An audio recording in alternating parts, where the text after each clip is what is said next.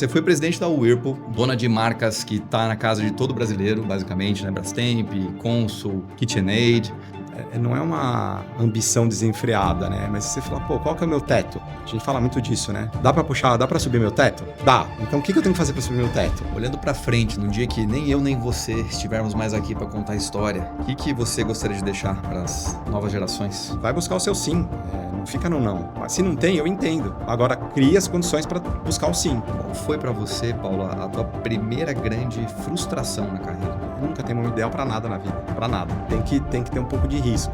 O medo de perder tira a vontade de ganhar, né? Você teve medo, segurança, dúvida? Essa dúvida do futuro, do que vai ser, volta a ser empregado dos outros, não construo por mim mesmo. Você tem que ter o resultado financeiro.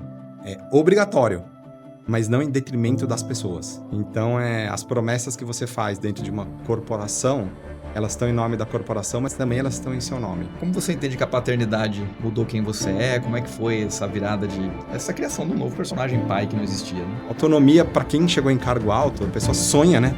Eu cheguei no cargo de número 1. Agora eu vou ter a caneta. Ou VP, eu tenho a caneta. Na verdade, você tinha uma caneta e você passou a ter um lápis e alguém tem a borracha. Olá, seja muito bem-vindo a mais um episódio do Você Marca. Esse é o 4º episódio.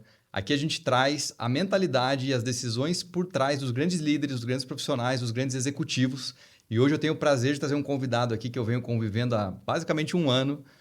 Ele que já teve cargos extremamente desejados, responsável por uma operação de mais de 2 bilhões de dólares.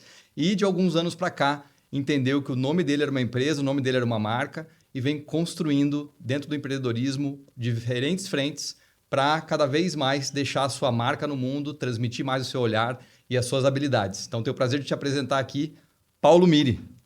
Bem-vindo, meu caro. Obrigado pelo convite, aí vai ser um prazer. Super bem-vindo, Paulo. Feliz demais de ter você aqui. A gente está aí há um ano, né, mais ou menos, que se conhece, quase um ano. Um ano, né? Acho que desde que a gente começou as conversas. Então, para mim é um grande prazer estar aqui contigo. Tenho certeza que eu vou aprender muito. Sei que a turma aí vai aprender muito também. Então, a ideia nossa aqui é não exatamente apenas explorar o executivo que atingiu grande sucesso lá atrás, mas muito mais do que isso. É a pessoa que esteve por trás desse executivo e que tem diferentes identidades e que conseguiu passar por uma transição de sucesso, saindo desse mundo do executivo, passando a empreender. Sim. Com toda a tua bagagem, toda a tua experiência. Então, conhecer mais a fundo aí teu olhar de vida, de mundo, de família. Muito bom, muito Vamos bom. embora? Vai ser bom, claro. Então, vamos nessa. Vai ser um prazer. Paulo, começando aqui, ó, você foi presidente da Whirlpool, dona de marcas que está na casa de todo brasileiro, basicamente, né? Brastemp, Consul, KitchenAid. Chegou no cargo número 1 da empresa, no Cone Sul, certo? Cone Sul, isso. Responsável aí por 2 bi de dólar, 15 mil pessoas, 16 mil pessoas, né? Então, uma gestão grande, fez uma carreira longa lá. De repente, ao longo do movimento teu de carreira, você deixa de ter aquele título, aquele crachá pesadíssimo, que eu não tenho dúvida que abria muitas portas, independente de quem tivesse sentado lá, mas aí você passa a abrir portas com o teu histórico, com o teu próprio nome. Como que foi para você passar a construir essa carreira empreendendo, depois de ter tido uma carreira de tanto sucesso numa multinacional como a Whirlpool? Tá bom, boa. Eu vou começar a voltar um pouco antes, né? Eu empreendi antes da Whirlpool, né? Verdade. Eu estava falando aqui nos bastidores, né? Eu fui DJ, tive uma empresa de som e iluminação para festas desde os 17 anos. Então, eu sempre tive esse comichão de querer fazer minhas coisas. E eu tive uma empresa de software que eu vendi antes de estudar fora e entrar na Whirlpool. Então, isso sempre ficou na minha cabeça e eu sempre levei isso para dentro da Whirlpool. Como intraempreendedor, né? Que se fala, e tem até livro sobre isso. Que é como você entender o que é necessário para o negócio, independente do teu cargo, e fazer aquilo acontecer. Que é o que um empreendedor tem que fazer. Ele tem que fazer o que é necessário para o negócio dele crescer, independente da nomenclatura que ele tenha. A grande transição é que quando você está numa empresa desse tamanho, você tem quase tudo à sua disposição, menos autonomia. Então, você tem jurídico, você tem contabilidade, você não se preocupa com o plano de saúde. E quando você faz a migração, você tem que se preocupar com tudo do negócio e toda a infraestrutura. Então, acho que essa é uma transição muito grande, que exige uma preparação grande também. E acho que a grande diferença é isso, né? Eu sempre tive essa noção de que assim que eu saísse, independente de quando, do dia, que quando acabar aquilo lá, o crachá você deixa em cima da mesa, o crachá é o que abre a porta. E aí, qual é o crachá que eu queria ter? Eu até fiz um post que bastante, de bastante alcance no LinkedIn, que é isso. Quem sou eu sem o crachá? E qual é o meu crachá novo? Que sou eu. Então, eu sempre acreditei que dependia de mim, né? Do legado que eu queria deixar, das pessoas que trabalharam comigo, que a maioria das conexões que eu tenho hoje e dos trabalhos que eu tenho feito são ligados a quem trabalhou comigo e me conhece. Então, você ser quem você criar sua verdade, carregar sua verdade e levar isso para fora depois, vai te ajudar. Tem uma transição grande para ser feita porque você tem que construir. Então, acho que é isso. Assim, não tem um segredo. Tem muito esforço. Muito esforço. Muito esforço porque você não tem a infraestrutura por trás. E o quanto você sentiu, hoje, acho que até olhando para trás, né, em retrospectiva, o quanto você se preparou para essa virada mesmo, e com a experiência que você tem hoje, né, avançando nessa agenda, a iMentor agora já tem 7 anos, 8 anos. Isso. O quanto, hoje olhando para trás, com a experiência que você tem, que dicas você daria e o que você faria diferente para acelerar esse teu processo, se tem algum ponto? Bom, primeiro tem a preparação financeira, né? Cada um tem o seu desafio, né? Eu tenho uma família estável, eu não preciso ajudar meus pais, ninguém, então eu me programei para isso, para você ter um tempo que você tem que criar, né? Como eu falei, toda a construção tem que ser feita. Então você precisa fazer um investimento, né? Eu sempre brinco que o único lugar onde investimento vem antes de sucesso é no dicionário. Mas, então, você tem que se preparar financeiramente. Segundo, depois, o que você tem que refletir muito do que eu sou bom. Acho que esse é o grande ponto. Eu sou bom no quê? Marketing, vendas, supply chain, finanças. E a partir dali, né, você fala que domínio, que território você domina. Essa é uma reflexão que quando você está dentro de uma empresa, você está executando lá e você não tem essa reflexão. Então, essa reflexão não estava clara para mim no começo. Então, eu sabia que eu não queria mais aquele mundo, mas não estava tão claro. Isso foi sendo construído ao longo do tempo. Então, quem quiser começar a se preparar antes, você fala, o que eu sou bom? Acho que isso vale a pena. Então, financeiro... O cargo executivo, muitas vezes, ele vai, quanto mais alto você vai chegando, ele vai exigindo um certo generalismo, né? E você acaba entrando muito numa agenda da empresa que, às vezes, você entra ali num responder, resolver, a demanda chega da tua equipe e nem sempre está tão mais claro, né? Você fez carreira em compras, majoritariamente. Logística e compras. Logística e compras, né? E, de repente, vira presidente com todas as áreas embaixo. Então, você tem que saber um pouquinho de cada coisa, né? É isso. Então, mas assim, e é isso. Então, essa reflexão foi sendo construída depois. Porque eu fui aprendendo várias coisas também depois. Então, quem tiver a oportunidade de ter essa reflexão antes, ajuda, porque você corta o tempo. Corta o caminho. Então, financeiro, essa reflexão e saber que a única coisa que abre porta depois é o seu nome, não é o nome da sua empresa. Então, as promessas que você faz dentro de uma corporação, elas estão em nome da corporação, mas também elas estão em seu nome. As pessoas com quem você trabalha dentro de uma corporação são as pessoas que vão te ajudar ou não te ajudar depois. Então, ter o balanço entre atingir os objetivos da corporação, mas, ao mesmo tempo, não passar por cima dessas pessoas que, em algum momento, elas vão te ajudar. Então, não é tão simples assim. Então, são essas três coisas, tá? As pessoas, porque não é que você vai depender delas, mas você vai precisar de muitas delas depois para te suportar em alguma coisa. Essa reflexão sobre quem você é e a parte financeira, que é muito importante, né? Eu conheço hoje muita gente e eu mentoro vários executivos que eles não conseguem hoje, apesar de eles estarem em lugares que eles não querem, eles não estão felizes, eles precisam ficar lá por essa falta de lastro financeiro, que no Brasil é quase todo mundo. Mas quem tem a oportunidade de se preparar, são essas três dicas, eu vou falar assim. Excelente. Excelente. É legal você provocar que a pessoa comece a buscar antes, né, no que ela é boa, porque realmente eu vejo que essa é uma reflexão que ela normalmente vem depois, ao mesmo tempo que, e aí eu acho que é um padrão muito do executivo, queria ouvir tua opinião sobre isso, se você concorda. O executivo, como ele está numa estrutura, então tem um dono, tem um presidente, tem um acionista que é o responsável pela visão, pelo direcionamento, vamos para lá, agora é para lá, a meta é essa e tal. Então, o executivo, muitas vezes, ele precisa da visão. Você trouxe aí na tua fala, né? Cheguei num alto cargo, tinha tudo menos autonomia, né? Então, possivelmente um dos teus motivadores para continuar crescendo na carreira também era essa busca por poder, por empoderamento, responsabilidade, autonomia, e você percebeu que algumas coisas vieram, outras não tanto quanto você imaginava. E esse ponto da clareza eu vejo que é uma busca recorrente do perfil executivo. O cara precisa, ele quer essa clareza para agir, só que no mundo do empreendedorismo é um pouco diferente. Porque você trouxe, falou, agora eu tenho mais clareza porque eu fui buscando, aprendendo coisas novas, tendo respostas ao longo do caminho.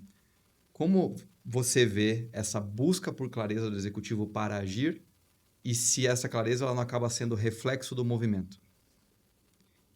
Eu acredito que a clareza seja reflexo do movimento.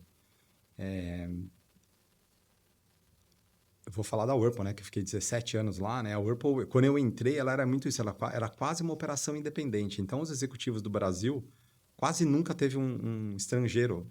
Quase nunca não. Enquanto eu estive lá, não teve nenhum estrangeiro nos 17 anos que sentou em qualquer cadeira aqui. Era muito... A gente decidia, claro, seguia as diretrizes globais, mas executava. Então, era uma empresa quase de dono, que os executivos tinham liberdade de contratar, criar plano de negócio diferente. Vários negócios globais surgiram da operação do Brasil, quase empreendedorismo interno. Então, tinha muito espaço de crescimento. Acho que esse é o grande ponto. E de autonomia. Na hora que começou a globalizar muito, aí eu falo com bastante gente, e não é só lá, em qualquer lugar, uma pessoa que tem essa vontade, desejo e capacidade, ela começa a falar, não me encaixo mais aqui. Dando uma atrofiada ali. Ela começa a atrofiar. Então, eu tive essa reflexão, falar, pô, mas eu sei que nesse negócio, independente de ser o Paulo ou ser qualquer pessoa sentada ali, dá para fazer muito mais coisa. Como tem gente fora, né, fora do Brasil, que não sabe do mercado, fica colocando limites que a gente tem que respeitar. É a regra do jogo, né? Você tá lá, você tem que jogar com a regra que está em vigor. Você pode desafiar a regra, não quebrar a regra. Desafiar eu acredito que pode ser diferente. E na hora que você ouve não, fala, putz, então eu vou fazer outra coisa. Como muitos executivos hoje acontece. Então, para mim hoje, acho que essa falta de... A clareza existe, o que atrapalha é a autonomia. A minha resposta anterior sobre depois, que você fala, o que você faz depois, que essa clareza para você como indivíduo, talvez, para mim, não estava clara no momento da saída, eu fui construindo ao longo do tempo. Então, você começa essa reflexão antes, te ajuda. Eu vejo que hoje o maior problema que os executivos estão enfrentando eles têm clareza, não têm autonomia. E muitos se sentem, eu vou usar um termo bem forte, enjaulados, e aí ninguém gosta de ficar enjaulado, né? E aí a pessoa se sente... Não estou crescendo, estou batendo no meu limite, e isso começa a desanimar também uma hora. Entendeu? As pessoas refletem na saúde, em tudo. Então, acho que é isso. Autonomia, para quem chegou em cargo alto, a pessoa sonha, né? Eu cheguei no cargo de número 1. Agora eu vou ter a caneta. Ou VP, eu tenho a caneta. Na verdade, você tinha uma caneta e você passou a ter um lápis e alguém tem a borracha. Então, esse é o grande... Você fala, pô, mas aí eu escrevo e não é bem do jeito que eu achava que tinha que ser. Só contraditório, parece, né? Porque a gente isso. acha que não. Quanto mais eu subo, mais autonomia eu tenho. E o que eu também percebi, olhando para principalmente multinacional, ainda que eu estava numa conversa agora, né, num outro podcast com o CEO da Le Creuset, que também é uma empresa internacional, mas ele vem conseguindo ter muita autonomia, né? Então, não é uma questão que é exatamente assim para todos, mas, num geral, eu vejo que multinacionais acabam tendo mais esse freio, né? Muito bom, Paulo. Pegando um pouco aí eu vou pegar alguns episódios aí das nossas conversas, né? E de publicações tuas, né? Eu lembro que, assim que a gente começou a trabalhar juntos, você fez uma publicação que foi uma grande publicação, que teve uma alta repercussão, que você trouxe um episódio vivido dentro da Whirlpool ainda, que foi quando você teve a possibilidade de ser expatriado, de ir para a China, 2012, se não me engano. Isso. Então, ali num auge, né, daquele desejo de China, e todo mundo vai falar mandarim, e tenho que ir para lá e tal. E você chegou a ter passos avançados de ir. Eu lembro que você falou assim, Guilherme, fui ver desde hotel para cachorro, né? Lugar para ficar e tal. Então foi no nível de detalhe. Mas na hora do vamos ver, você acabou entendendo que não era exatamente o que você queria para você. E você ainda não tinha um cargo de CEO, você estava num cargo de direção. Isso. E você acabou dando um não para uma multinacional. Esse post teve um impacto enorme e eu entendo que, né, vários aspectos, é uma história real, uma história vivida, mas de alguma forma um tabu de falar não para a empresa, né? Muita gente acha que se eu falar não para a empresa, eu vou receber um X nas costas e nunca mais nada vai acontecer, né? E para você provou na tua trajetória que aconteceu. Sim. Queria te ouvir um pouquinho mais desse episódio, como foi dizer esse não, os reflexos na tua jornada e até conectando isso com a tua saída da Whirlpool, que eu entendo que foi mais um episódio de não. Diferente, mas de você ter cada vez mais clareza do que você queria para você. É isso. Eu vou resumir, começar do resumo. A gente, às vezes, acredita que não tem opção, né? E eu já acredito ao contrário, que quem cria opção é a gente. E acho que esse episódio Acho não, foi o episódio que marcou minha carreira. Eu era um executivo de compras, né? Eu entrei lá como compras, né? Como gerente, fui crescendo, diretor, vice-presidente. A Whirlpool tinha feito uma aquisição de uma operação na China, ia triplicar de tamanho, e não havia uma cadeira de vice-presidente para a Ásia, e era para eu ser expatriado para a China, porque ia sair de uma empresa de 700 milhões de dólares de faturamento para 2 bi e pouco. Então, já era o tamanho do Brasil. Falei, pô, precisa de uma pessoa lá da tua envergadura, porque agora é grande, tem mais um monte de fábrica. E eu falei, tá, vamos lá, né? E eu estava na área de compras, e o meu chefe global que me chamou, e eu fui para lá. Isso que é engraçado. Eu fui para lá com a minha esposa, escola para o filho. Fui lá na British, lá de Xangai, pré-matrícula, escolhi a casa. Falei, essa casa.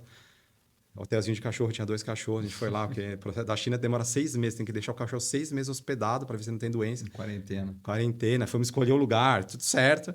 Aí eu estava voltando, parei em Dubai. Na volta, vou dar a volta para tirar, sei lá, 4 dias de férias, né? E aí meu chefe na época me ligou. Você quer ir? Falei, para mim vai ser legal, mas para a família é um desafio enorme, né? Meu filho, para minha esposa, para a família visitar, não é... Teu filho estava com que idade nessa época? Ele estava com 6 anos, 5 para 6 anos. Mas vamos, né? Aí eu falei, eu fiz uma pergunta, eu nunca vou esquecer, no aeroporto de Dubai, no telefone. Essas coisas acontecem assim, não tem conversas, tem 30 segundos. Eu falei, você acredita que eu... Né, o João Carlos Brega. Eu falei, Brega, você acredita que eu posso ser o presidente da Operação do Brasil em algum dia? Eu acredito. Legal. Mas se eu for para a China... Aí ele falou, aí você está numa encruzilhada. Que ou você vai ser um cara funcional e de lá você vai ser cara de compras, aí você pode ir para os Estados Unidos e assumir o lugar do John Miller, era o VP do John, ser o cara global de compras. E é compras. Né? Você está escolhendo... Agora, se você ficar aqui, a gente vai ter que dar um jeito e fazer um job rotation para te preparar para um dia, não te prometo nada, para te preparar para um dia estar lá. Depende mais de você do que da gente. Tá bom. E se eu não quiser ir, você me ajuda? Ajudo. Então eu não vou. Aí a minha mulher olhou, estava do meu lado, falou, você é louco, né? A gente está aqui pegando voo, matrícula e tal. Mas é o que eu quero. Então, se eu perguntei e falar, tem essa opção, então eu acho que essa pergunta é válida para qualquer pessoa, em qualquer cargo. Fala, vocês me veem aqui, eu sei que tem que depender de mim, tem muita gente que acha que depende do gestor. Não, depende da pessoa. E aí foi uma opção que eu fiz, perguntei e tive suporte. Também tem lugares que eu sei que não tem, mas se você não pergunta, você sempre vai ter um não. Então tem que perguntar. E aí eu lembro, ele falou, então quando você voltar, a gente vai ter um trabalho, porque agora vai ter que desmontar queimar as pontes globais. E aí eu lembro que eu peguei o avião, eu cheguei aqui, fiquei 2 dias, peguei o avião para os Estados Unidos com o meu dinheiro. Fui falar com o John lá, falei, John, o teu dinheiro para ir contar a história. Então, é isso, a família, tal, porque eu sei que ir para a China, ficar 2, 3 anos, tudo bem, mas depois eu tenho que voltar para os Estados Unidos, e aí não, a minha família, tal, e ele entendeu, ele não ficou muito feliz. Aí eu fiz um acordo lá de ajudar, mentorar a pessoa que ia para ficar no meu lugar, que ia ser promovido, né? Um italiano. Eu falei, ajudo, tal.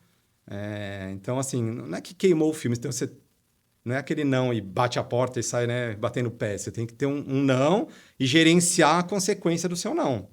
Então, não foi tão simples assim, não, eu não vou e dane-se. Eu tive que... Você fez um plano ali. Você não ia queimar uma ponte, né? E foi isso. Então, aí eu fiz, né? E logo que eu voltei, o Brega falou, ó, só que agora você queimou a ponte em compra, você vai ter que sair. E eu saí. Logo em seguida eu voltei e fui pro RH. Porque ele falou, você tem que fazer uma ponte, porque você tem que ir pro comercial para depois um dia possivelmente virar presidente. Então, foi isso. Eu queimei uma ponte. Só que eu escolhi a ponte que eu queria queimar, não a ponte que eu não queria queimar. Então, é isso. Não tem escolha imune. Alguma coisa vai acontecer. Então foi engraçado, né? Lembrando, depois de muito tempo, esse John Miller foi se aposentar e ele fez um get together, né? Os americanos gostam lá na casa dele. E eu, por acaso, estava nos Estados Unidos numa reunião e eu fui. E ele falou: pô, você fez a opção certa, né? Eu já era presidente, tá vendo? Se eu tivesse te levado para a China, você ia estar aqui e tal, você de compra, mas, pô, tô vendo que você está indo bem e tal. Então, você vê como que você queima a ponte, mas no fim as pessoas reconhecem que era a decisão certa, né? Então, foi Você isso. entende que esse não, de alguma forma, inclusive, te empoderou mais dentro da organização?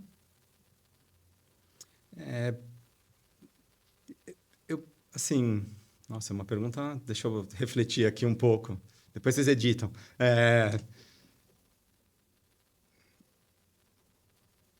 Eu acho que empoderar, não sei se é a palavra certa, mas eu acho que foi uma prova para você, eu tenho que acreditar em mim e no que eu quero. Não é ser louco, é construir para chegar lá, mas a partir do momento que você fala, pô, esse aqui é o meu objetivo. Quais os nãos que eu tenho que dizer para eu chegar lá? Acho que foi uma comprovação de quando você tem um objetivo, você tem que falar mais não do que sim. E esse foi um não muito grande, né? Assim, as pessoas aqui, meus amigos, sabem, eu já tinha falado, a gente vai mudar para a China. Todo mundo fala, quando que a gente vai? Quer tirar férias e tal. Aí quando fala, você não vai mais, mas o que aconteceu, né? Então, assim, já estava meio que decidido. Sim, tem toda uma quebra de expectativa ali. Que quebrou dos meus pais, da minha irmã, mas é isso. Então, eu falo, pô, mas é isso mesmo? Então, acho que essa pergunta eu estou falando sim para a coisa certa e não para a coisa errada, ou estou indo né, pelo que é mais fácil? Não era fácil ser expatriado, mas era o caminho mais natural. Sim. Então, às vezes, você tem que sair do caminho mais natural, né, da estrada asfaltada a 4 pistas, para entrar na estrada de terra, para depois você chegar num lugar mais bonito. Então, eu vejo essa... E não pode ter medo, né? Medo de perguntar, não é medo não é desafiar. Que às vezes muitas pessoas, principalmente em multinacional, elas confundem desafiar com perguntar. Perguntar não ofende, desafiar sim. Sim. E principalmente em empresa muito hierárquica. Ou quebrar a regra, como você Então, acho que trouxe assim, antes, né? empoderar, pode ser os empoderar, mas acho que esse tipo, que não eu falo para chegar no objetivo que eu quero. Eu pergunto por isso, né? Porque o não, ele eu acho que demanda... não é um não pelo não, né? Num caso como o teu. É um não que eu entendo que ele veio de autorreflexão, de autoconhecimento, e demanda coragem, porque é isso, é um tabu. Muita gente acha que isso vai ganhar um X nas costas eterno. E você, sabendo o que você queria para você, ou talvez até um pouco de gut feeling ali na hora do vamos ver, de ter a coragem de falar, eu vou dar esse não e fazer o que é necessário para conseguir conquistar aquilo que eu sonho para mim e continuar agregando para a empresa. Várias pessoas trabalharam comigo, elas sempre... Era uma crítica, né? Um conselho que eu sempre... Pô, mas você sempre quer um pouco mais, né? Não é que nunca tá bom perfeccionista. Fala, mas a gente pode mais, pode mais. Então, eu acho que eu aprendi isso com meus pais, né? De, pô, você sempre pode um pouquinho mais. E acho que foi esse o ponto do...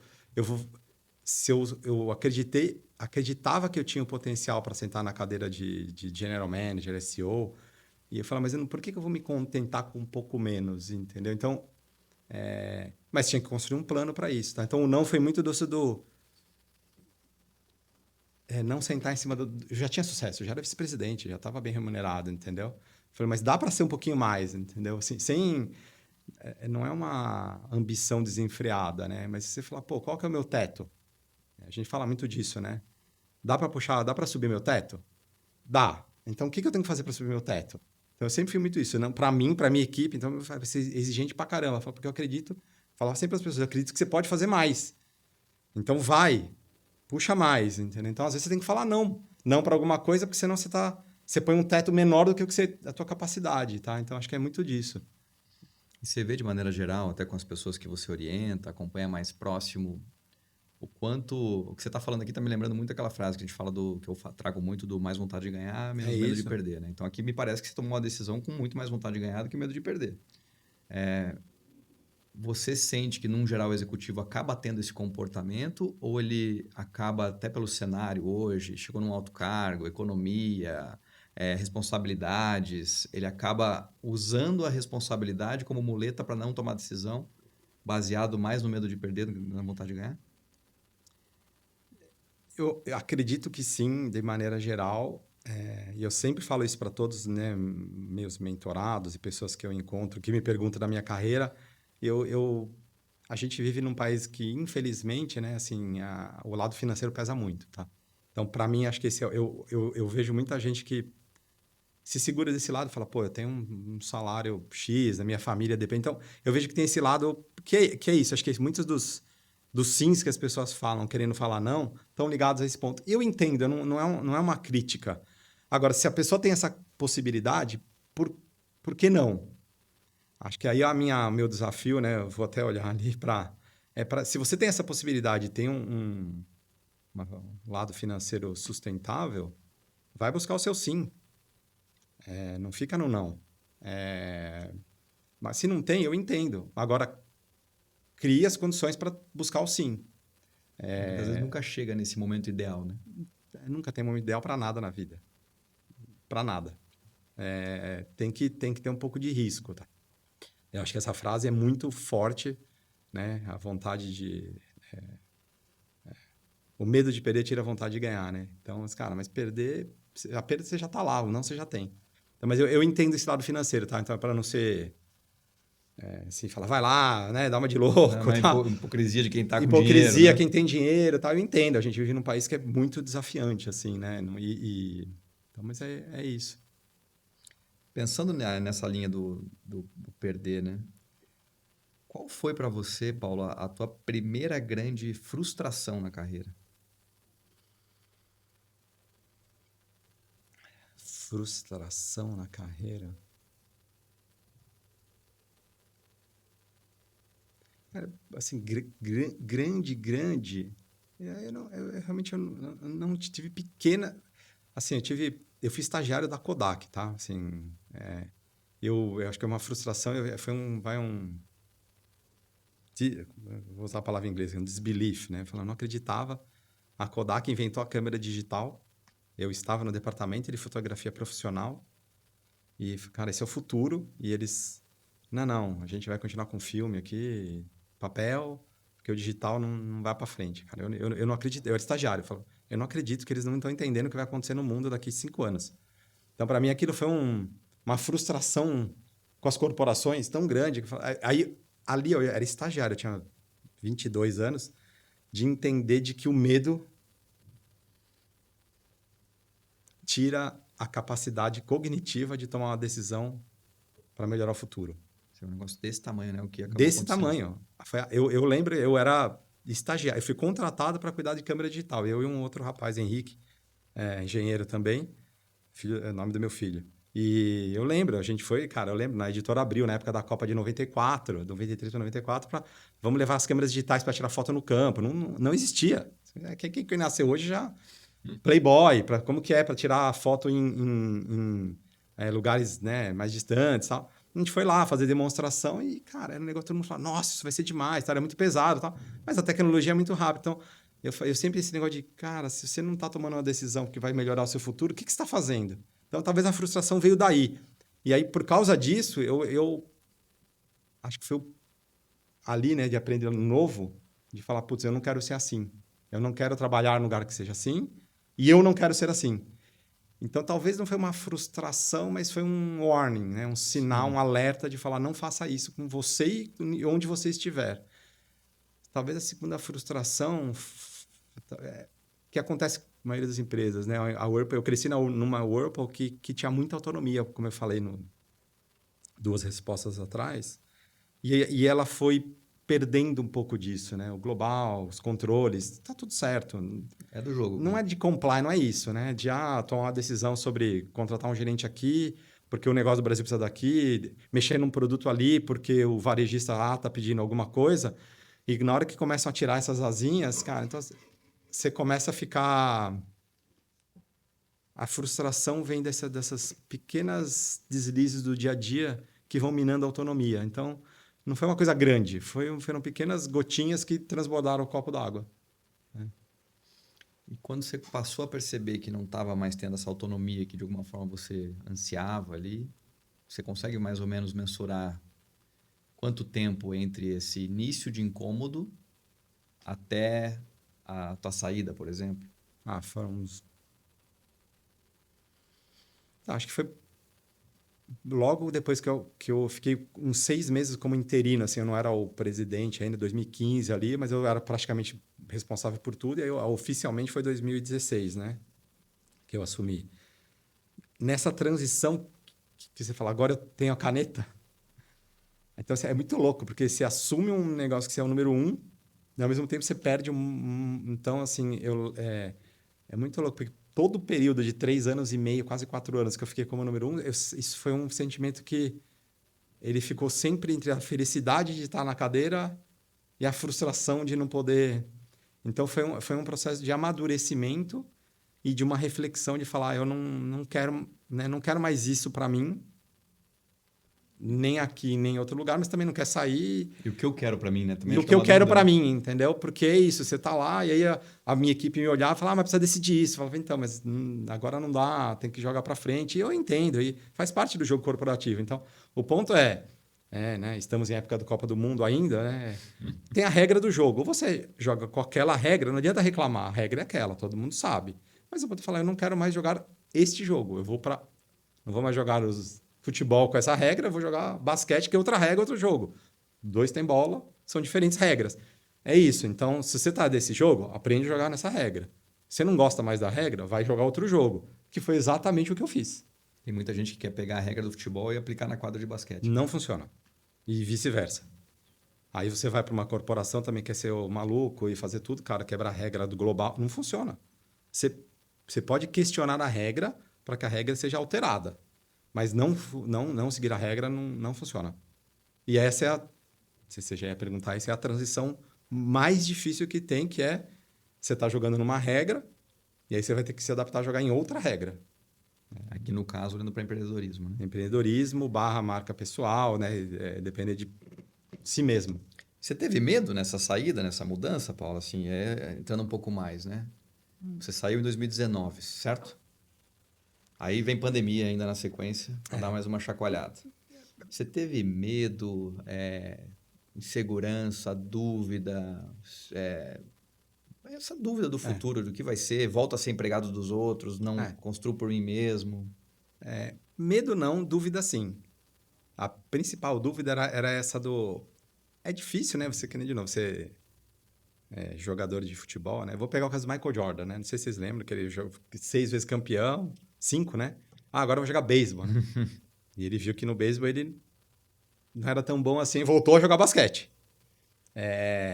Então dá esse... Fala, pô, mas eu quero fazer uma coisa diferente, mas eu só sei jogar, né, basquete lá, regra, empresa grande. Então, é muito menos medo, é desconforto de estar na regra nova. Então, acho que esse desconforto, né? E os primeiros 2 anos pô, eu volto, não volto, né? Então, logo que eu saí, eu falei, não sei exatamente o que eu quero fazer. Vou me dar um tempo. Eu viajei com meus pais. Você tinha um histórico robusto, né? Assim, sexy, eu não tenho dúvida Sim, que muita empresa veio para cima. Sim, e foi fui num processo, numa consultoria, né? Posso falar aqui, Zé, que está no meu LinkedIn. E eu fui lá para uma entrevista eu falei, eu quero uma coisa de tecnologia, porque eu via já muito do digital, eu já estava bebendo na Whirlpool, né? O final foi muito criar o e-commerce, D2C, então eu falei, pô, isso que eu quero, isso é legal, porque você tem uma liberdade, crescimento, abundância, não escassez, abundância, não escassez, era sempre isso. Eu quero ir para um lugar de abundância, não um lugar de escassez. Não é abundância de dinheiro, tá? É abundância de ideia, só para ficar claro aqui. Primeiro tem que ter abundância de ideia e depois vem o dinheiro. É sempre assim, nunca ao contrário. E eu falei, pô, é tecnologia. E fui lá num processo que era uma scale-up de tecnologia, de dado para varejo. Eu falei, pô, isso é legal, tal. Mas eles queriam uma pessoa muito tech. E eu falei, olha, vocês querem uma pessoa que talvez seja um CIO com cara de negócio e não um CEO que vai ter que aprender um pouco mais de tech. E o dono, né, o fundador, falou, não, legal, pô, mas ficamos lá 4 horas conversando. E aí depois eu fui na exec de novo e o sócio falou, pô, mas você já pensou em trabalhar com a gente? Eu, oi? Aí eu falei, cara, você liderou digital, tem um monte de empresa querendo fazer, você já pensou em fazer do lado de fora? Naquele momento, eu não estava com isso na cabeça. Mas eu falei, pode ser. É o sim. E dali começou esse lado de falar, pô, acho que né, eu nunca fiz do lado de fora. Então, como que eu faço do lado de fora para suportar uma empresa e um executivo do lado de fora? Então, ali me picou esse bichinho e falei, vou tentar. Eu não tinha medo, mas eu nunca tinha feito. Então, eu tive que me preparar, novo, né? fazer capacitação e coaching. Então, eu vou falar, é o desconforto de estar num território desconhecido, mas não o medo da minha capacidade. Porque eu sei ainda até hoje que eu tenho capacidade de fazer muita coisa. Mas é o desconforto de jogar em regras novas, né? Porque uma coisa é, eu vou fazer uma consultoria para suportar a transformação digital numa empresa, que eu fiz algumas lá na exec, mas eu não tinha caneta, né? Eu tinha que influenciar o CEO, os diretores, uma coisa que eu tinha caneta na outra empresa. Então, e aí é um lado desconfortável. Então, é muito mais o desconforto do que o medo, vai para resumir. Mas muita gente acaba travando nessa hora de desconforto, né? E talvez acaba voltando pro padrão, né? Volta para o padrão, mas assim, eu acho que quando você, né, cresce ou engorda ou emagrece, você tem uma roupa que não te serve mais. Se ela não te serve mais, compra uma roupa nova, faz uma roupa nova, mas não tenta usar a roupa que não te serve mais. Então, eu sempre tive esse mindset, tá? Não é uma decisão fácil, mas, de novo, eu sempre volto ao lado financeiro, né? Eu tinha um colchão e saí muito bem, fui bem tratado, eu era presidente, então eu não posso reclamar. Tenho um filho só, eu tenho uma vida controlada, nunca esbanjei, então eu falava, eu consigo ficar um tempo nesse desconforto até eu me encontrar. E os primeiros 2 anos foram complexos mesmo, financeiramente, não que eu não ganhasse nada, mas era menos. Eu falava, então agora eu vou ter uma vida mais regrada aqui, vou ver com o que eu tenho e com o que está entrando, até eu reconstruir. E é isso, tá? De novo, é esse período que é o desconforto vem daí da maioria das pessoas, que ele acaba. Se a pessoa confia nela mesma, ele vai acabar. Acho que o ponto é, eu sempre fui uma pessoa de falar, deixa eu ver o estado futuro, que eu sei que vai ter um caminho pisar nas brasas, né? Que vai ser complexo e depois vai passar. Se você não sabe que vai passar, você não entra e não pisa nas brasas. Esse é o grande ponto. Tem que pisar nas brasas às vezes. A pessoa acaba querendo fugir dessa dor. Vai doer. Vai doer porque era assim, eu era chamado, era evento da McKinsey, da Bain, de banco e tal. E assim, era o Paulo da Whirlpool.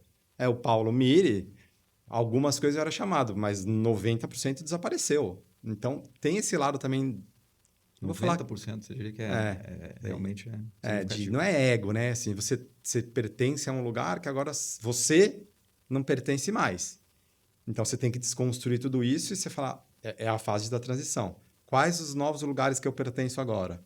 Quais os novos eventos? Quais são as pessoas que realmente confiam em mim? E não que não confiassem, né? Gostam, entendem e me chamam para outras coisas. Então, tem uma transição que é uma desconstrução de uma imagem, né? Do teu personagem CEO de uma multinacional para outro personagem que agora é ser um consultor, mentor, advisor, sozinho. São coisas bem diferentes. E hoje estou aqui, né? Você me convidou, tive um podcast semana. Você começa a ser convidado para outras coisas no teu personagem, né? Teu escopo novo. Eu diria que Personagem é uma palavra forte, né? Não, Teu mas escopo acho novo. que a gente tem, acho que personagem como pai, como marido, É né? isso. São diferentes corintianos, né? Graças a Deus.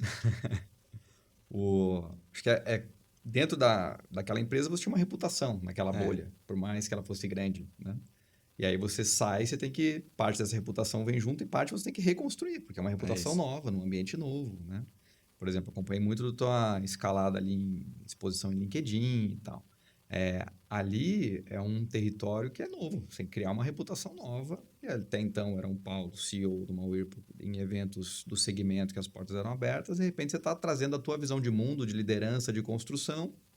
Teve a Whirlpool lá atrás, é grato, honra, É mas isso. ela já não existe mais. É isso. Né? Falando um pouquinho, você falou do teu filho, né, do Henrique. Como você entende que a paternidade mudou quem você é? Como é que foi essa virada essa criação de um novo personagem pai que não existia, né?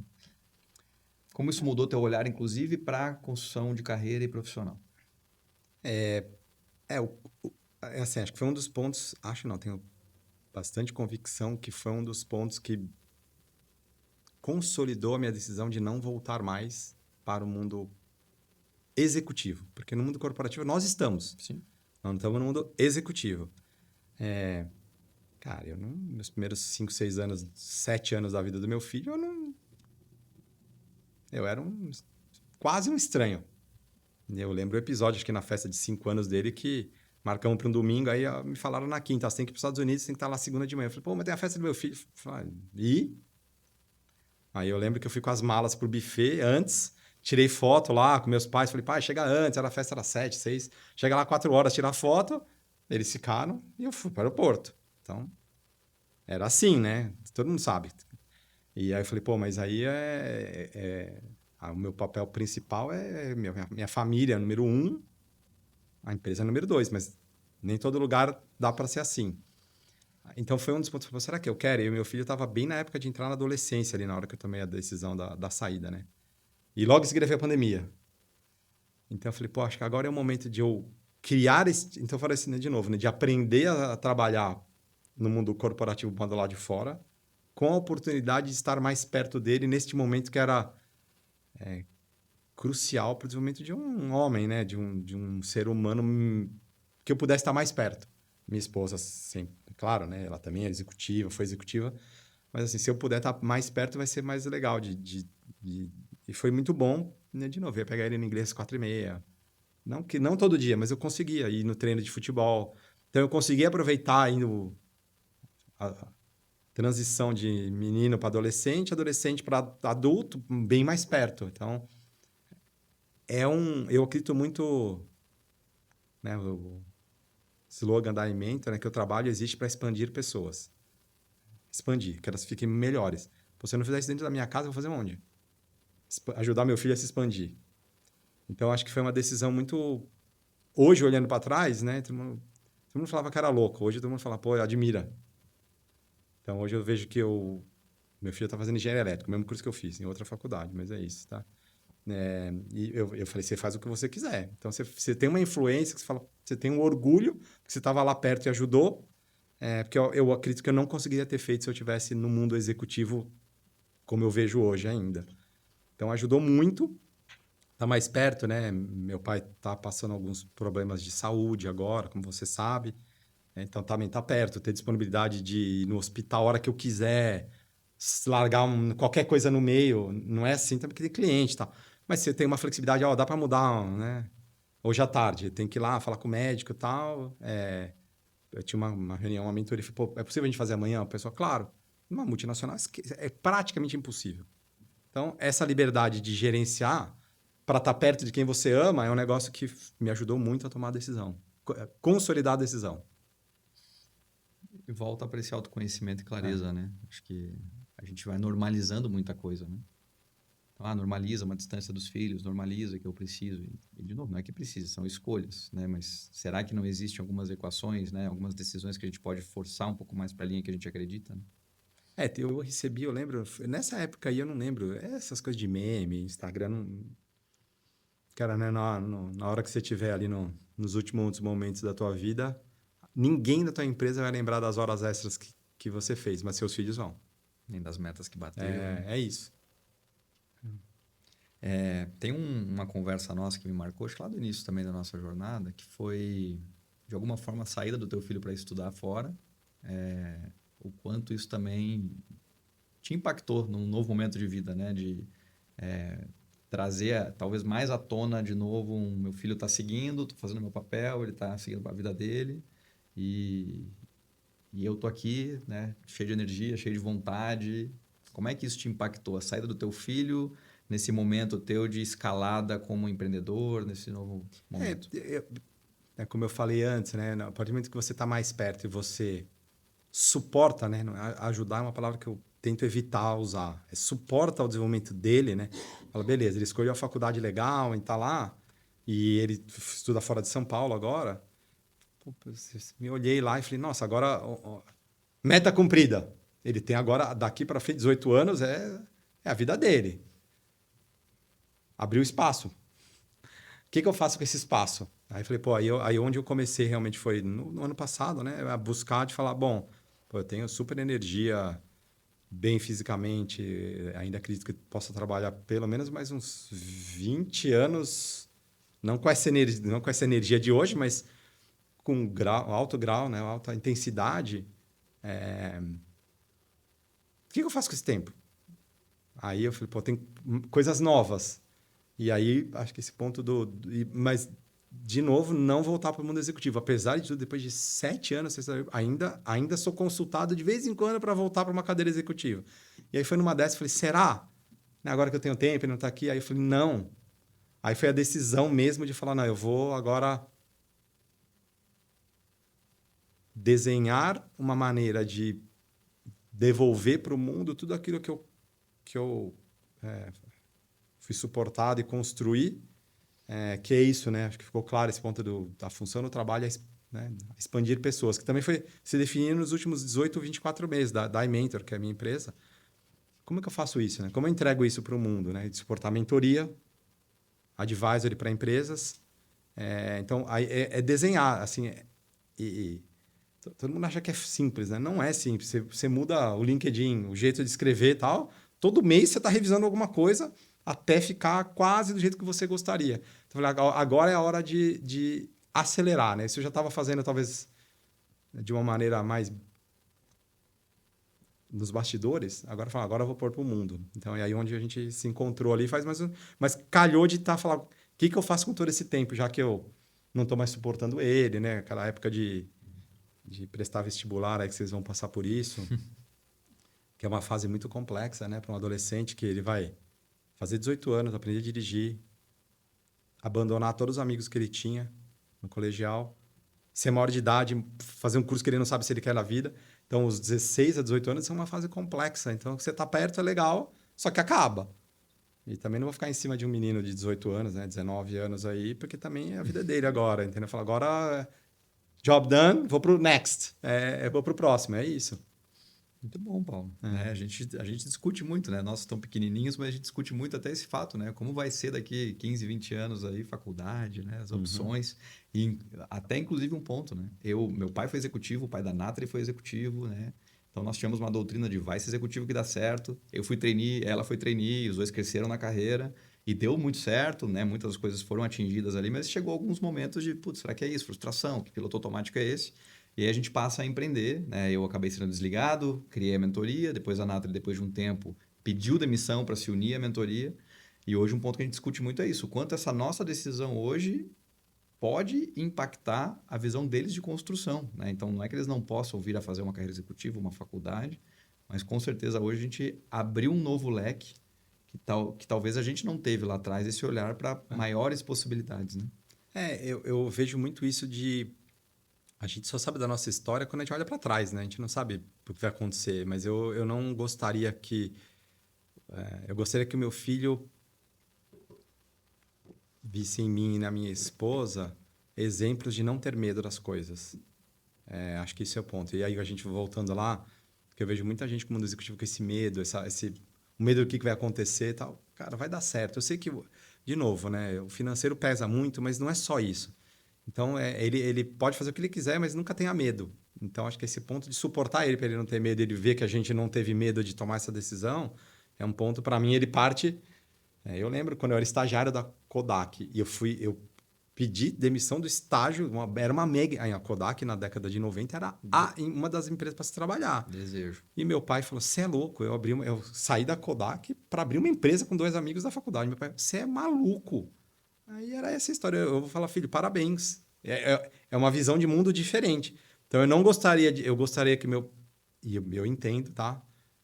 Meu pai, né? Sempre passou dificuldades financeiras, eu era novo. Então, isso é um lado que pesava muito. Falei, pai, vai dar tudo certo. Eu tenho uma boa formação. Se não der certo aqui, daqui 2 anos eu vou fazer outra coisa. Então, este medo te impede de...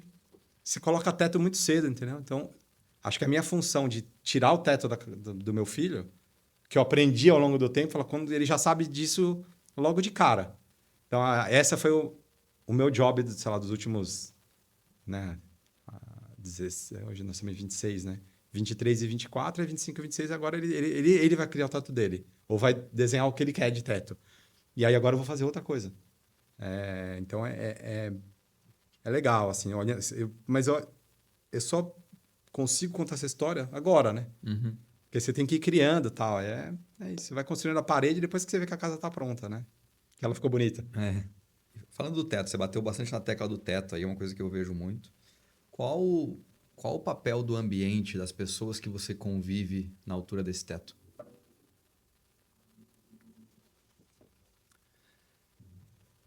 Ele é grande. Ele não é 100%, porque é sempre, na minha cabeça, é sempre o papel da pessoa. E eu mesmo fui influenciado, né, a um ponto de você não tem autonomia, não dá para correr esse risco, então você começa a colocar limite em você mesmo e na tua organização. Não é ser irresponsável você tomar algum risco.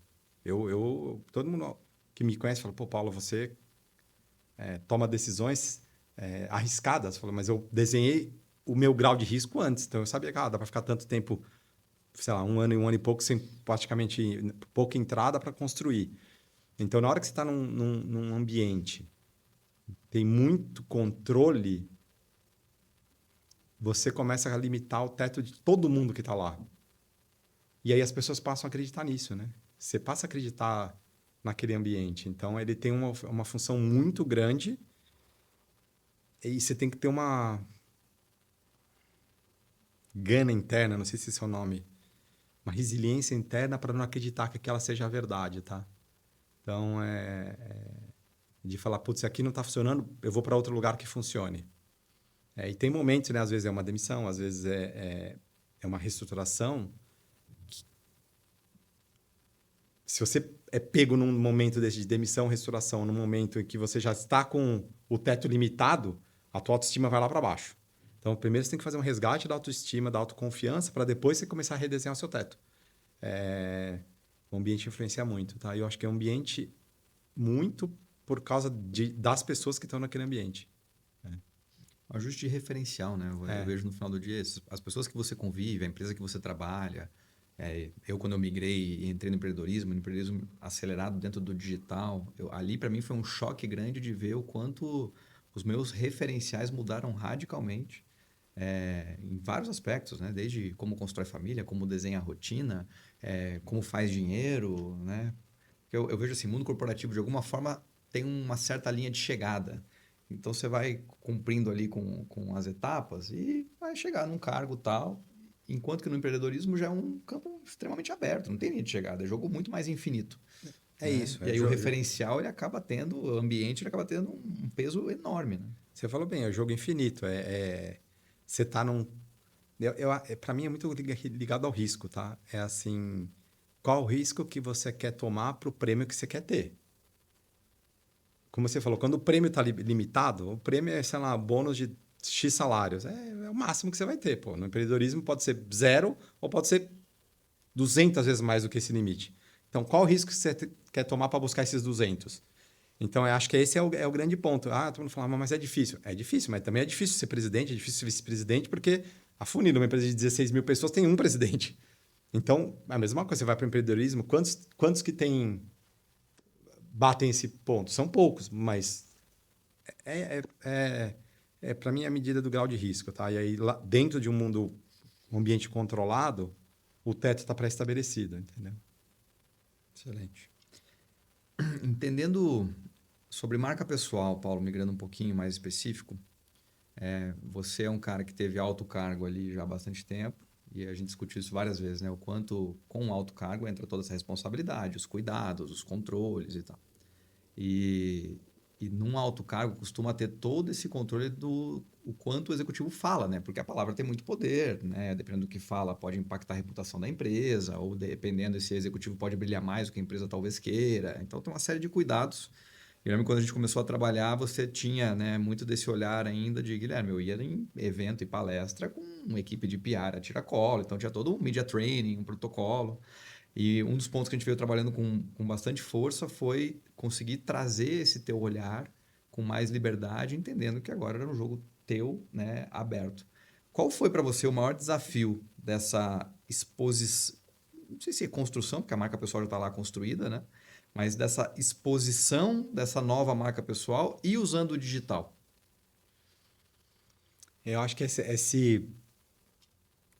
primeiro, a exposição em si, né? De contar histórias pessoais era um negócio que dentro de uma empresa, você se limita. Não é, todo mundo fala que tem que ser autêntico e tal, mas é autêntico até o passo 2, né? Não é até É claro que não dá para ser mal educado, mas assim, também ninguém quer muito autêntico, tá? Assim, todo mundo fala que quer, mas não quer. Então Uma vamos coisa lá. que está escrito na parede, outra coisa é o dia a É dia. isso.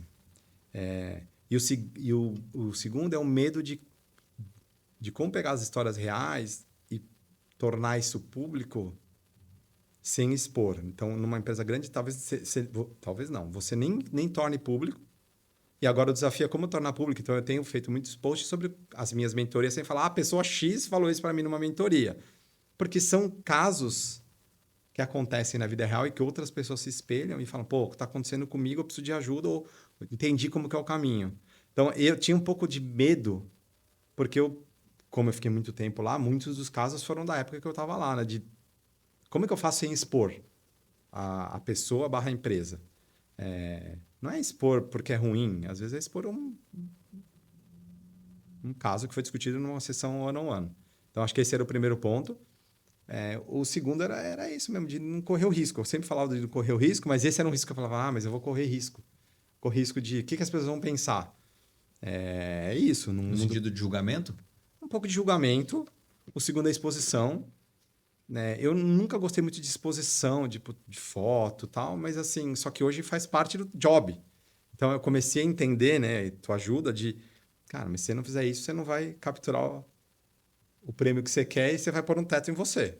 Então, para mim, essa história de teto é um negócio que eu quero falar. Então, como eu faço para tirar esse. Para quebrar o teto e olhar o céu? E eu entendi que isso era uma limitação que eu tinha. Não foi fácil, lembra, né? No começo, tal, de contar as histórias pessoais. Tá melhor. Às vezes, ainda tem um pouco, eu acho que ainda tenho muita prática, mas é esse lado de ser treinado, né? Eu falei para você a história, eu não podia dar uma entrevista num evento. Eu tinha que primeiro passar as perguntas para gerente de comunicação, ela dá uma lida e eu filtro bastante o que eu posso falar, o que eu não posso. Então tinha esse filtro, né? Agora não tem mais esse filtro. Eu tenho um filtro meu, muito da ética e confidencialidade com os clientes, mas eu posso falar do assunto que eu quiser. Então, era um pouco de O pessoal costuma ter muita dúvida também do quanto expor do pessoal, né? Assim, então se eu vou ter uma marca pessoal e usar o digital como canal, eu vou ter que expor minha vida, expor minha rotina, expor meus bens, minhas viagens, meu filho. E no final do dia não tem regra, né? A questão é o que para você faz sentido, o que isso conecta com o que você está querendo construir e o público que você quer atingir, né? Acho que você é um caso desses, né? Você conseguiu trazer muito mais à tona, seja momentos pessoais, decisões suas de carreira, teu olhar sobre liderança, sobre mundo, com mais liberdade, mas respeitando teus limites de, cara, até aqui eu vou, dali para lá, acontece um monte de coisa na minha vida que o mundo não precisa saber. É isso, e é a minha característica pessoal. Agora, se eu entendo que faz sentido para o valor que eu quero entregar, aí eu publico. Eu só não... Assim, eu não discordo de quem quer expor tudo, porque às vezes faz parte rotina pessoal. Se a pessoa trabalha com aquilo, tá tudo certo. Eu vou até um limite meu, porque eu entendo que para o meu público não faz sentido. Agora, é isso, a gente é uma marca. As marcas precisam ter a essência delas. Então, tudo que não é a minha essência é não me expor muito o meu lado pessoal. É a minha marca. Então, eu estou condizente com a minha marca. E tem gente que entende que sim, que aí tá tudo certo. Não tem certo ou errado. Acho que é o julgamento de quem tem um modelo mental e que não entende isso. Tá? Isso que eu tinha uma dificuldade no começo. Eu tinha um julgamento do mundo executivo corporativo. E agora o meu julgamento já está diferente, ele está se aprimorando, mas é diferente. Eu entendo, eu não critico. Eu lembro que vários amigos falaram, agora você virou influencer, tá postando no LinkedIn. Tá com tempo. Era meio em tom de brincadeira. Depois falou, pô, tô vendo, que legal. Aí, mas por que você faz? Fala, porque eu vou falar, ó, eu vendi uma mentoria, sou advisor, fui convidado para um podcast. Ah, então é legal. Falar, faz parte do meu trabalho. Então, essa mudança do julgamento, de você quer se expor, né? Você quer aparecer. Se a minha mãe é italiana, faz aparecido, né? Você quer ser aparecida. Não, não é isso. Faz parte do meu trabalho. Então, esse julgamento eu não tinha, tá? É uma provocação que agora eu tenho o meu limite, mas é para isso, é para o teto que eu quero, é para o limite, desculpa, para o prêmio que eu quero buscar. E pegando esse gancho, qual você entende que tem sido o principal papel da Authentic Leader nessa transição, nessa tua escalada? Eu me ajudar nessa mudança de critérios para o julgamento. Eu estava com o julgamento executivo e o mundo é muito maior do que aquele critério quadradinho. Então, isso foi bastante importante. Eu lembro esse post da China aí que eu fiquei com medo, entendeu? Porque eu estava expondo o meu ex-chefe, a minha empresa. Eu falei, pô, será, né? Eu falei, mas você não está falando nada de mal, né? Mas é o medo de... é um medo tão grande que você fala, não faz sentido. Tem que ter alguém que te provoque, fala, faz sentido para o que você quer construir. Entendeu? Então, essa provocação é muito importante. E o como fazer também, né? Sem ser em tom de autopromoção, mas sim por um tom de suporte a pessoas que estão passando pela mesma situação e que precisam ouvir uma história para que elas quebrem os paradigmas delas, ou que elas corram os riscos, porque elas sabem que alguém já passou por aquilo. Tá? Então, acho que está sendo muito importante nesses dois lados. E aí isso acaba refletindo e impactando o quanto essa nova identidade ganha força e o quanto isso influencia no teu negócio hoje. Muito, né? Muito. Eu estava falando para você quando, né, nos bastidores aqui que ontem eu fiz um post e um CEO de uma empresa me escreveu: tô passando mais ou menos o que você escreveu aqui, vamos conversar. Então, as pessoas entendem que é uma história verídica, que né, um post sobre uma conversa com um CEO e outra falou: pô, eu estou passando exatamente pela mesma coisa. Então, vamos conversar. Pode fechar um negócio, pode não fechar. Mas a pessoa viu que ela tem uma saída. Então, se eu não contar uma história verdadeira para que outras pessoas que estejam passando por aquilo encontrem uma solução, eu não estou entregando o meu propósito. Então, mudou bastante o jeito como escrever, sobre o que escrever, esse medo de expor, porque, na verdade, a exposição ajuda alguém, né? Olha como isso é poderoso, né? Porque no final do dia é aquilo.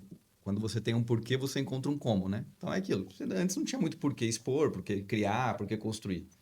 Quando isso agora amarra, que você entende que o teu conhecimento pode servir mais aos outros. Quanto mais servir aos outros, mais também isso te gera propósito, negócios, né? Aí aquilo que era difícil fora da zona de conforto passa a ser necessário, é do jogo. E é um processo de crescimento, autoconhecimento, né? Não é amanhã você vira a chave e tá tudo certo. Você tem que aprender. Essa é uma expectativa que eu vejo que as pessoas têm muito, né? Assim, pegando a tua história, né? 2019 saiu, toda uma construção você ainda tinha, né? A gente se conectou em 2025. Muito enraizado esse pensamento lá de 6, 7 anos atrás, de uma doutrina que foi, de alguma forma, internalizada em você por anos no mundo corporativo. E aí que começa a entender o porquê e começar a reconstruir, né? Então, acho que muitas vezes as pessoas têm uma urgência. Eu acho que o digital traz muito isso, né? Também. Como o reflexo é muito rápido, eventualmente, hoje eu vejo uma certa urgência das pessoas e entender que cada um tem o seu tempo, né? Que é um processo. Faz sentido? É um processo, sim. Sim, existem casos de explosões e de um dia para a noite e tal, mas são muito raros, né? Existe o Pelé, o Messi, o Maradona, mas existe 7 milhões de caras que jogam bola que não são que eles vão construindo a carreira deles. Pelé, né? Estava vendo a final com 17 anos. Final de Copa do Mundo com 17, antes dos 18 anos. Não é o Pelé. Exato. Então, vai acontecer com alguém? Vai acontecer, né? Com várias pessoas que explodiram do dia para a noite. Mas a maioria tem que ir construindo para chegar num patamar mais alto. Legal. E indo para o final aqui, Paulo, eu queria te fazer uma pergunta. Fala. Olhando para frente, num dia que nem eu nem você estivermos mais aqui para contar a história, o que você gostaria de deixar para as novas gerações? Como principal legado, olhar de marca teu?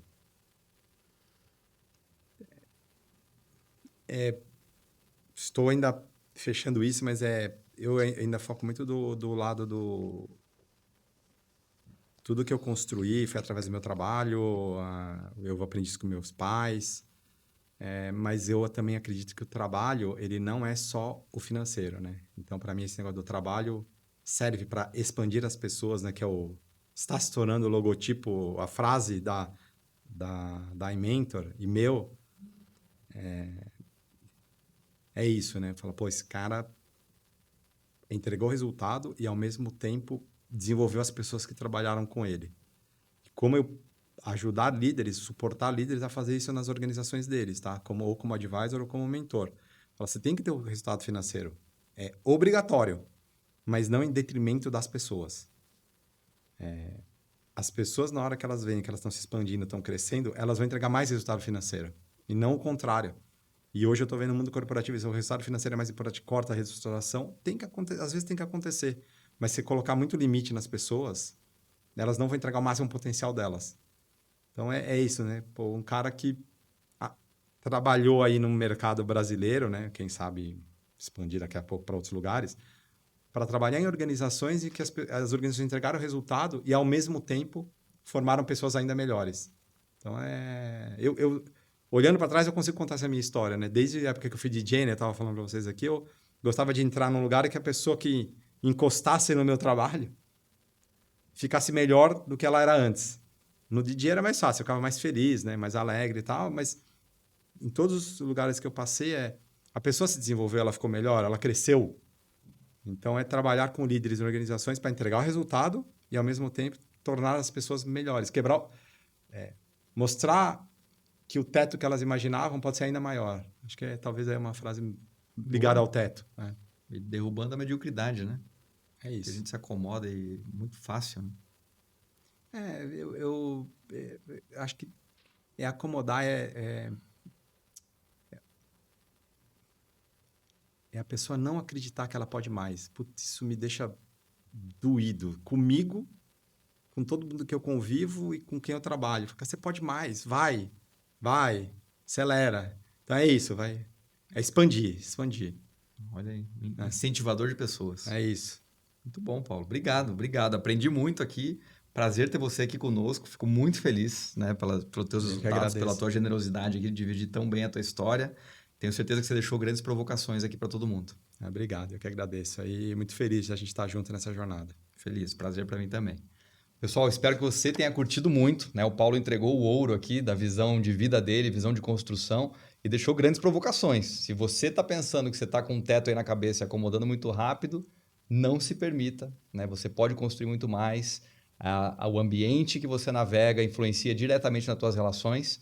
Então, entenda que uma construção de vida próspera, abundante, é você estar o tempo todo, né, se provocando e acreditando no final do dia mais em você, né? Então, muito obrigado. Aguardo você no próximo episódio do Você Marca.